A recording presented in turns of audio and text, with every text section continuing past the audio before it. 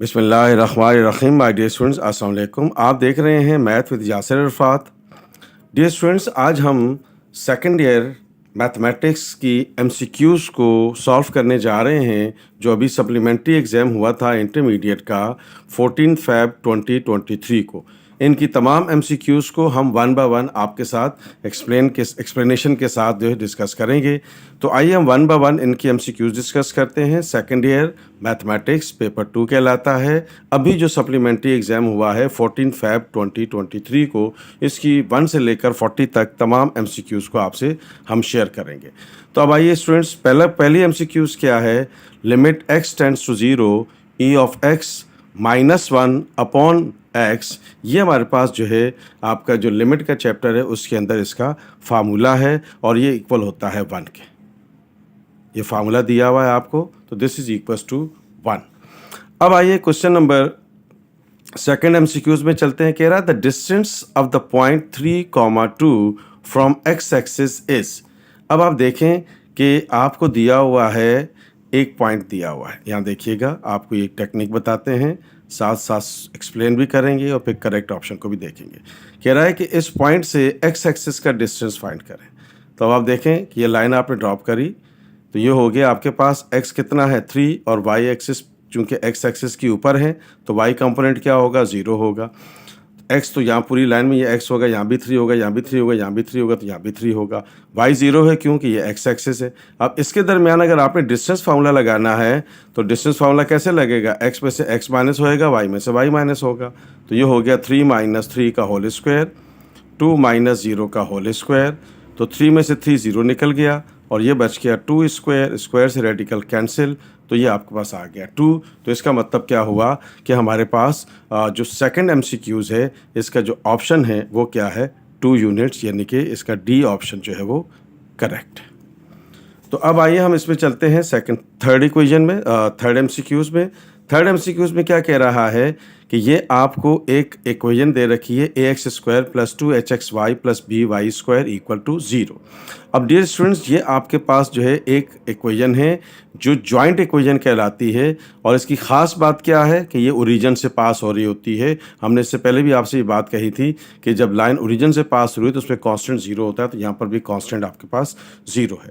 तो अब आइए, हम कह रहा है कि the sum of the slopes of the pair of line.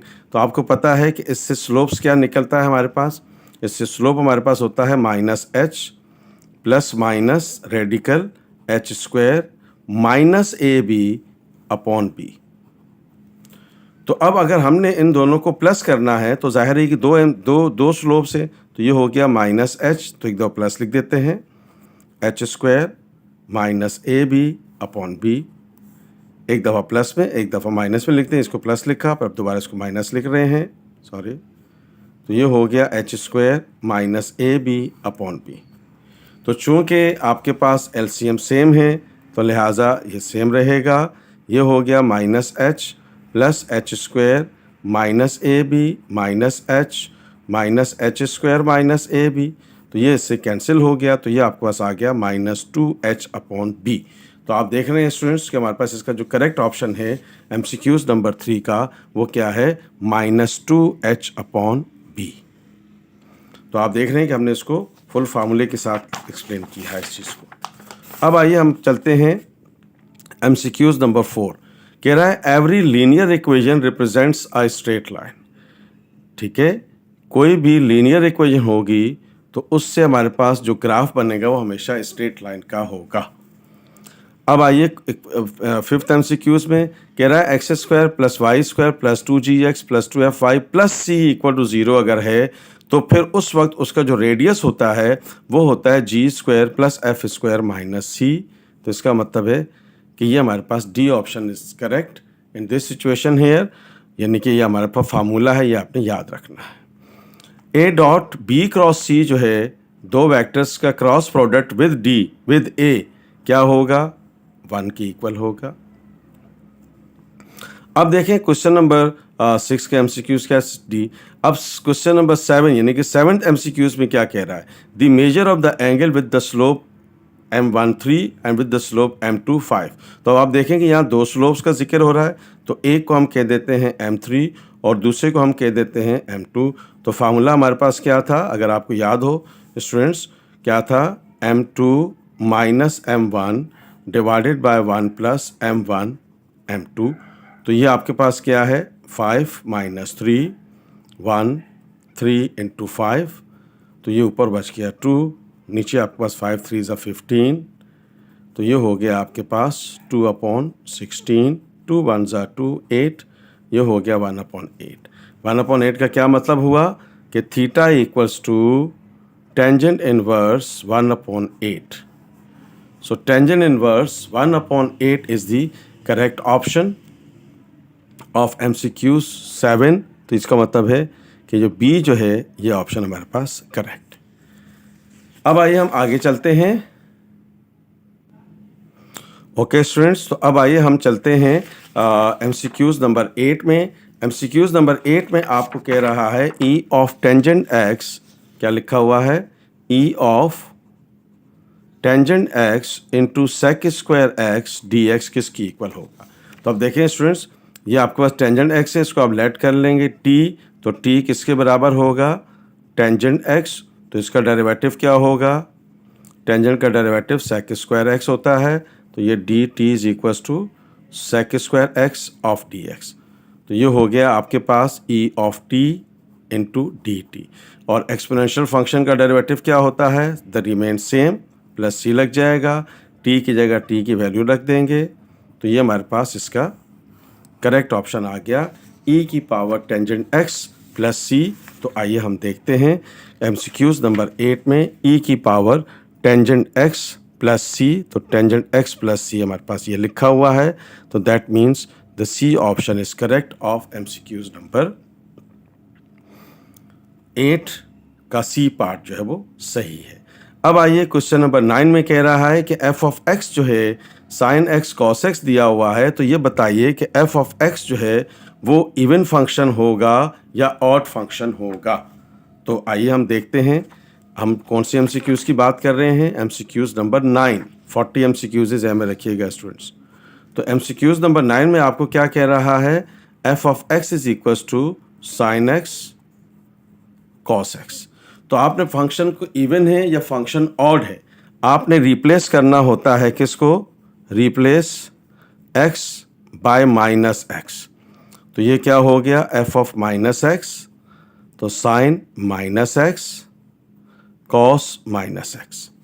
तो अब आप देखें students, sine minus X minus sine X की इक्वल होता है, और cos minus X cos X के ही इक्वल होता है, यानी कि negative sine on cos impact नहीं करती, और माइनस अगर साइन के साथ आए तो वो बाहर आ जाता है। तो ये माइनस, और आप देख रहे हैं कि साइन एक्स कॉस एक्स किसकी इक्वल है, एफ ऑफ एक्स की इक्वल है। तो अगर हम F of minus F of x की इक्वल हो, तो फंक्शन जो होता है वो क्या होता है, ऑड फंक्शन होता है। अगर ये माइनस का फर्क ना पड़े तो वो फंक्शन क्या होता है, इवन फंक्शन होता है। तो इसका मतलब है कि जो 9th MCQs है उसमें इसका बी ऑप्शन करेक्ट होगा, क्योंकि ये फंक्शन क्या है, ऑड फंक्शन है।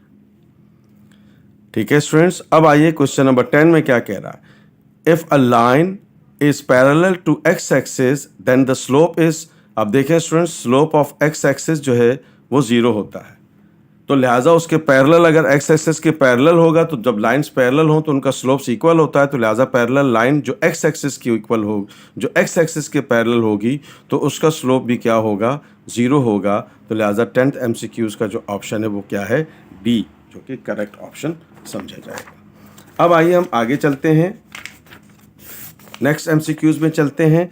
नेक्स्ट MCQs है 11, कह रहा है F Y is equals, F of X जो है वो आपको दिया हुआ है टेंजेंट 5x, तो फिर f प्राइम क्या होगा, मतलब इसका डेरिवेटिव निकालना है। तो टेंजेंट 5x, तो टेंजेंट का डेरिवेटिव क्या होता है, सेक स्क्वायर 5x।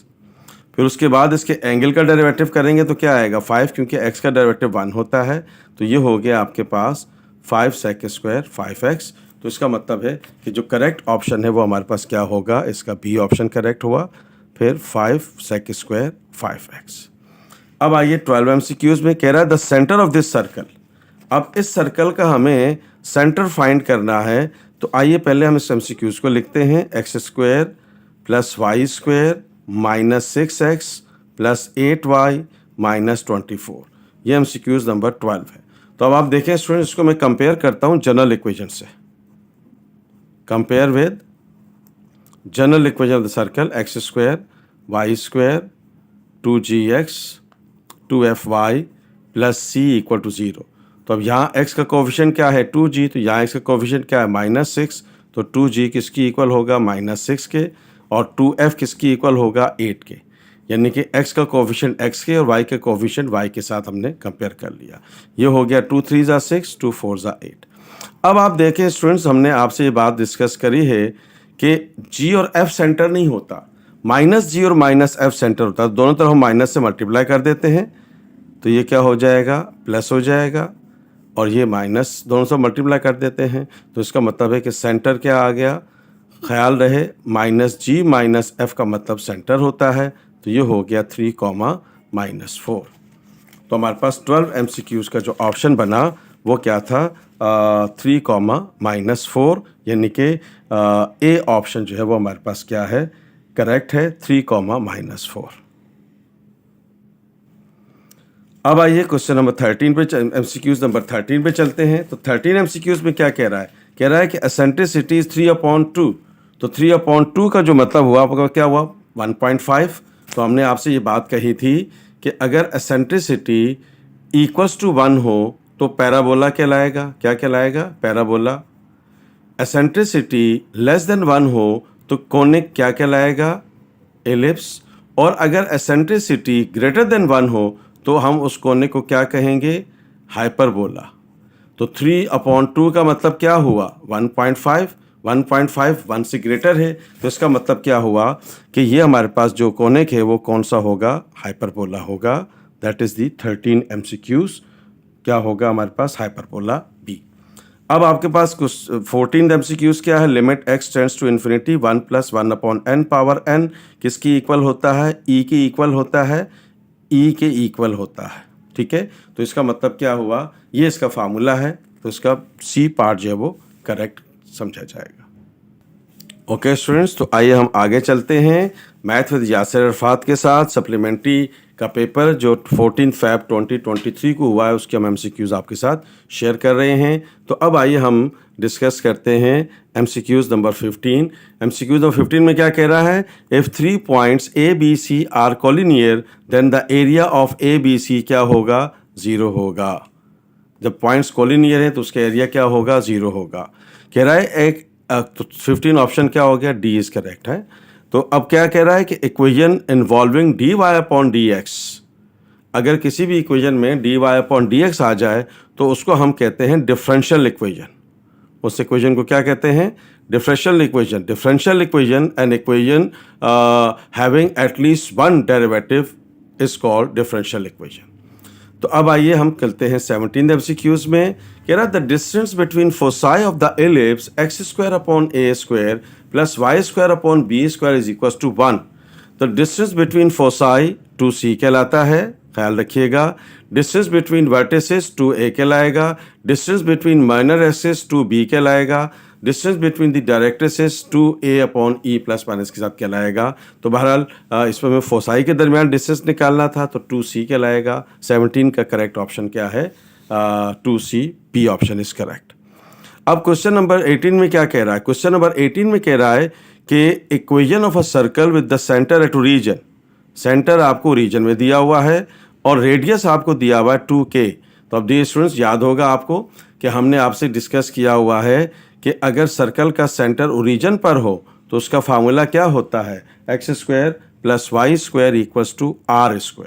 तो ये हो गया x² + y², तो r आपको क्या दिया हुआ है 2k, तो ये हो गया x² + y² = 4k²। तो ये हो गया x² + y² - 4k = 0। ये हमारे पास क्या होगा, करेक्ट ऑप्शन होगा। और ये हमारे पास है x² + y² - 4k²। तो ए ऑप्शन क्या है हमारे पास, करेक्ट है 18 का। अब 20 में चलते हैं। The mid point of the line segment divides the segment into 1:1। जब आप मिड पॉइंट की बात करते हैं तो मिड पॉइंट क्या है? A point which divides the line into two equal parts. जब दोनों पार्ट्स इक्वल होंगे तो उनके रेशियोज आपस में क्या हो जाएंगे? 1:1 हो जाएंगे। क्वेश्चन नंबर 19 का डी पार्ट करेक्ट हुआ है। तो an equation ax² plus 2hxy plus by² equal to 0, general equation of a circle, a pair of lines passes through the origin, general equation of the ellipse और equation of hyperbola. अभी हमने थोड़ी देर पहले बात करी थी इस हवाले से कि ये हमारे पास पेयर ऑफ लाइन कहलाती है। बी ऑप्शन करेक्ट है इसका, पेयर ऑफ लाइन कहलाती है और विच पासिस थ्रू द ओरिजिन। अभी हमने थोड़ी देर पहले इससे बात करी थी। ax² plus 2hxy plus by² equal to 0, line a pair of lines which passes through the origin. तो इसका करेक्ट ऑप्शन बी हुआ। अब आइए 21 पे। 21 में क्या कह रहा है? All points X Y less than जी, X is negative, Y is negative, then which quadrant it is? It is the third quadrant. In third quadrant X और वाई दोनों क्या होते हैं? नेगेटिव होते हैं। अब आइए एमसीक्यूज नंबर 22 में। 22 में कह रहा है कि the vector A and B are given, then the dot product of two vectors. The dot product of two vectors क्या होगा? अब देखिए स्टूडेंट्स, ये वेक्टर ए आपको दिया हुआ है, मैं लिख देता हूं इसको, और ये वेक्टर आपको बी दिया हुआ है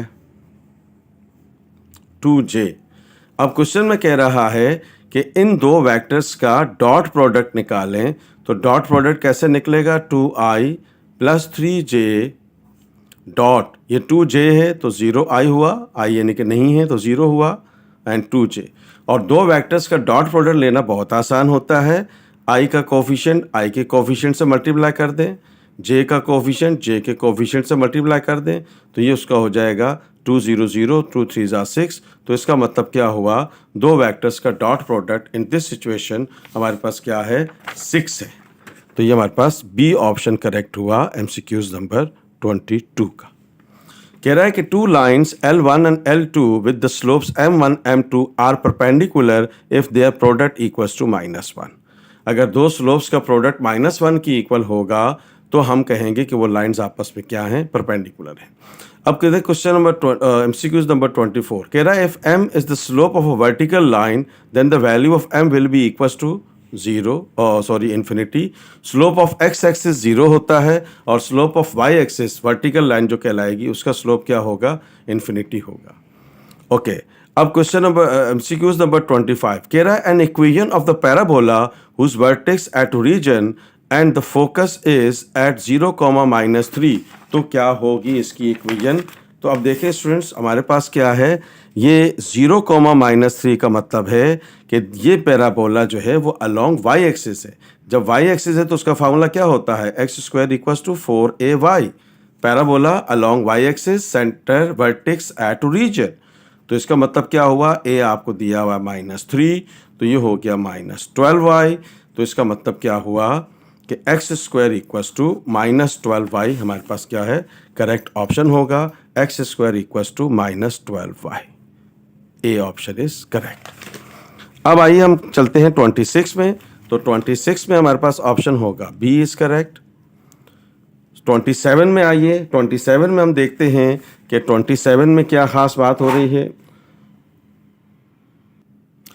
27 अब देखें, कह रहा है कि y is equals to x³ है, then the differential of y will be equals to, हमने क्या फाइंड करना है? इसका differential in the form of y क्या होगा? 27 एमसीक्यूज है हमारे पास, तो इसका ऑप्शन क्या होगा? 3x² dx। अब आप देखें स्टूडेंट्स, ऑप्शन एमसीक्यूज नंबर 28 पर आइए। अब आइए हम एमसीक्यूज नंबर 28 को देखते हैं। 28 में क्या खास बात है, पहले लिख लेते हैं इसको। ये हो गया -π/2 + π/2 एंड cos x dx। अब आप देखें स्टूडेंट्स, cos x का इंटीग्रेशन क्या होता है? sin x। लिमिट क्या दे रखी है? -π/2 टू +π/2। cos x का इंटीग्रेशन क्या होता है? sin x। लिमिट अप्लाई करेंगे, upper limit minus lower limit. तो साइन 90 आपके पास क्या होता है? साइन 90 पाई 180/2 90। तो साइन 90 क्या होता है? 1 होता है। ये माइनस है तो माइनस बाहर आ जाएगा, तो ये -1 हो जाएगा, माइनस माइनस प्लस हो जाएगा, तो आपके पास आंसर आ गया 2। तो 28 का MCQs का जो करेक्ट ऑप्शन होगा वो है हमारे पास C is equal to 2, sorry C option जो है वो 2 है।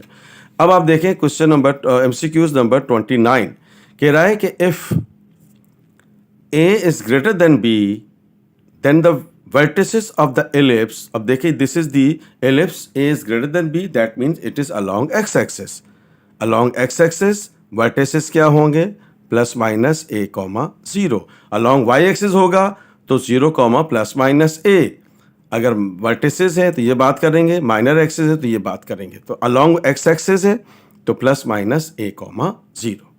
अब क्वेश्चन में कह रहा है कि 2 लाइन्स 30th MCQs में कह रहा है 2 lines represents ax² plus 2hxy plus by square equal to 0 will be perpendicular, a minus b 0 होगा, a प्लस b 0 होगा एंड सो ऑन। तो इसका करेक्ट ऑप्शन क्या होगा a plus B. a plus B अगर 0 है तो दैट मीन्स इस पे जो पेयर ऑफ लाइंस बन रही हैं, 2 लाइंस बन रही हैं जो ओरिजिन से गुजर रही हैं, they will be perpendicular to each other. तो इसका मतलब है 30th MCQs हमारे पास क्या है, a plus B is equal to 0। अब क्वेश्चन नंबर MCQs नंबर 31 पर आइए, कह रहा है the focus of the parabola y square equals to 4ax, y square equals to 4ax। तो इसमें फोकस क्या होगा, फोकस हमारे पास होगा a, 0। ठीक है, देखें यह पैराबोला अलोंग एक्स एक्सिस, ये आपका a हुआ तो ये फोकस हो गया, तो ये फोकस के कोऑर्डिनेट्स क्या हो गए a, 0। अगर अलोंग y एक्सिस है तो 0, a हो जाएगा। ठीक है, तो इसका करेक्ट ऑप्शन क्या हुआ, b हुआ। अब आइए 32 में, the second derivative of x cube, देखें students second derivative of x cube क्या होगा 3x², ये हमने फर्स्ट डेरिवेटिव निकाला, दोबारा निकालेंगे तो क्या हो जाएगा 6x हो जाएगी, यानी कि 2 दफ़ा डेरिवेटिव फाइंड करेंगे। तो इसका करेक्ट ऑप्शन क्या होगा हमारे पास, d is equal to 6x, ये हमारे पास करेक्ट ऑप्शन आ गया इसका। ओके स्टूडेंट्स, तो अब आइए 33rd MCQs पे चलते हैं। कह रहा है मैग्नीट्यूड ऑफ दिस वेक्टर, तो मैग्नीट्यूड क्या होता है x² plus y² plus z², यानी कि i कंपोनेंट का कोफिशिएंट x कहलाएगा, j का कोफिशिएंट y कहलाएगा और k का कोफिशिएंट z कहलाएगा। तो ये हो गया 3a², i का कोफिशिएंट 3 है, j का कोफिशिएंट -1 है और k का कोफिशिएंट 2 है। तो ये हो गया 9 + 1 + 4, तो ये हो गया 14 रेडिकल के साथ। तो इसका मतलब है कि सी ऑप्शन जो है वो इसका करेक्ट हुआ। तो अब आइए आगे चलते हैं। दे रहा है 34th MCQs में क्या कह रहा है कि the point of concurrency of the medians of a triangle is called centroid. ख्याल रखिएगा, the point of concurrency of the medians of a triangle is called centroid। जो हमारे पास मीडियंस एक ट्राइंगल में बनते हैं, या आपके पास एक ट्राइंगल है, मीडियन क्या होता है जो मिड पॉइंट से गुजरता है, ये मीडियन हुआ एक, ये दूसरा मीडियन हुआ, ये तीसरा मीडियन हुआ, और ये तीनों जो हैं ये एक पॉइंट से गुजरेंगे। इस पॉइंट को हम कहेंगे सेंट्रॉइड, इसको हम क्या कहेंगे, सेंट्रॉइड। तो अब आइए हम आगे चलते हैं अगली MCQs पे। Okay students, math with Yasir Arafat में सब चैनल को सब्सक्राइब करना नहीं भूलिएगा, तो हमें ज़रूर याद रखिएगा। आइए हम 36th MCQs पे चलते हैं, 35th MCQs पे चलते हैं। क्वेश्चन में कह रहा है कि 3x + 5y - 15 = 0 is perpendicular to the line. तो कह रहा है कि ये लाइन जो है, ये लाइन किस लाइन के परपेंडिकुलर है। हम we are talking about the 35th। तो अब आप देखें स्टूडेंट्स क्या होगा कि ये आपके पास है 3x + 5y, इसको आप कर दें 5x + 3y with opposite sign. देखें ये +y है तो -y कर दिया, -y है तो +y कर दें, 3 और x दिया हुआ है तो इनके कोफिशिएंट्स को आपस में रोटेट कर दें, तो आपके पास इसके परपेंडिकुलर लाइन आ जाएगी। ये देखें ये 3x + 5y है, हमने इसको क्या कर दिया 5x 3y, ये प्लस था तो माइनस हो गया, ये हमारे पास परपेंडिकुलर लाइन आ गई। ओके, ये तो स्ट्रेट फार्मूला है। कॉस इनवर्स का जो फार्मूला होता है वो होता है -1 upon in the radical 1 minus x square.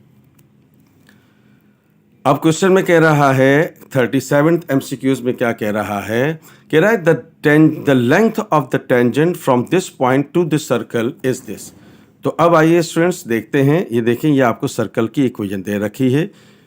इस सर्कल में ख़ास बात क्या है, इस सर्कल में ख़ास बात यह है कि हमारे पास जो है ये सर्कल्स ओरिजिन से गुज़र रहा है। तो ये हो गया +5 इक्वल टू 0, तो 2 कॉमन ले लें ताकि ये स्टैंडर्ड फॉर्म बन जाए। ये हमने कॉमन ले लिया, यहाँ से 2 बाहर आ गया, यहाँ से 2 बाहर आ गया, यहाँ 2 नहीं था तो डिवाइड हो गया। तो अब आप देखें स्टूडेंट, ये सर्कल की इक्वेशन है, passes through the centre at origin. कह रहा है कि इस पॉइंट से यानी कि 3, -1 से इसकी लेंथ निकालें। तो लेंथ कैसे निकलेगी, लेंथ ऑफ टेंजेंट क्या होता है, सर्कल की equation in the radical at given point, at given point. तो अब आइए x की जगह हमने 3 रख दिया, y की जगह हमने -1 रख दिया, ये 5/2 हो गया। 3 का स्क्वायर 9, -1 का स्क्वायर +1, ये हो गया 2, ये हो गया 9 + 1 10/2, ये हो गया 20 + 5/2, एलसीएम ले लिया हमने, तो ये हो गया 25/2, ये हो गया 5/2, 5/2 इसका करेक्ट ऑप्शन होगा। 5/2 that is the D part है। तो अब आइए क्वेश्चन में कह रहा है कि the vertex of this parabola, the vertex of this parabola हमने फाइंड करना है। तो अब आपको ये ज़हन में होना चाहिए कि ये है x + 2 = 4 y - 2। तो ये क्या होगा, x आपको पता है कि माइनस होना चाहिए, यहाँ पे एक माइनस फार्मूले का होता है, इक्वल टू है ये हो गया 4 - 2। x के पास h होता है, तो इसका मतलब है h आपको क्या दिया हुआ -2, k आपको क्या दिया हुआ है 2, तो ये इसका वर्टेक्स आ गया -2, -2, यानी कि डी ऑप्शन इज करेक्ट। अब आइए स्टूडेंट्स 39th MCQs में चलते हैं।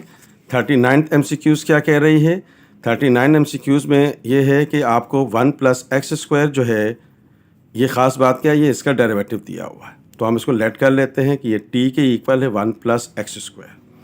तो ये हो जाएगा dt/dx, लेट कर लेते हैं, तो ये हो जाएगा dt = 2x dx। तो अब आप देखें क्वेश्चन क्या बन गया, ये हो गया 1/t dt, और 1/t का इंटीग्रेशन क्या होता है, ln t + c, और ln t आपने क्या लेट किया 1 + x²। तो ये क्या हो गया ln + 1, ln of 1 + x², ln + c। ये आपका आज का आंसर आ जाएगा ln 1 + x² + c, ln 1 + x² + c। Okay students, last MCQs देखें। ये हमारे पास इसका ऑप्शन करेक्ट ऑप्शन होगा f'(a). हमारे पास क्या होगा, f(a) होगा, ठीक है, ये ख्याल रखिएगा, x नहीं होता। डियर स्टूडेंट्स, आज हमने आपके साथ MCQs को डिस्कस किया। अभी जो सप्लीमेंट्री एग्ज़ाम हुआ था 40 MCQs थी, हमने हर MCQs को एक्सप्लेनेशन के साथ आपके साथ इसको करेक्ट ऑप्शन को शेयर किया है। चैनल को ज़रूर सब्सक्राइब कीजिएगा, दुआ में याद रखिएगा, अपने दोस्तों के साथ ज़रूर शेयर कीजिएगा। Math with Yasir Arafat. Thank you so much. अल्लाह हाफ़िज़।